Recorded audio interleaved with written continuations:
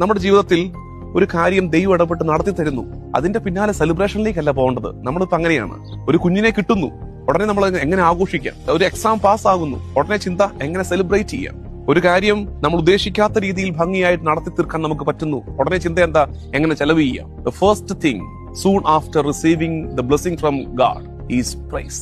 ദൈവസ്തുതി ഉയരണം. അപ്പൊ തന്നെ സ്വാഭാവികമായിട്ട് സ്പോണ്ടേനിയസ് ആയിട്ട് സംഭവിക്കേണ്ട കാര്യമാണ്. അനുഗ്രഹം സ്വീകരിച്ചവരൊക്കെ കിട്ടിയ അനുഗ്രഹം കൊണ്ട് പോയ വഴിയെ പോയതാണ് നമ്മുടെ സമൂഹത്തിന് പറ്റിയ അപകടം, നമ്മുടെ വിശ്വാസ ജീവിതത്തിന് പറ്റിയ അപകടം.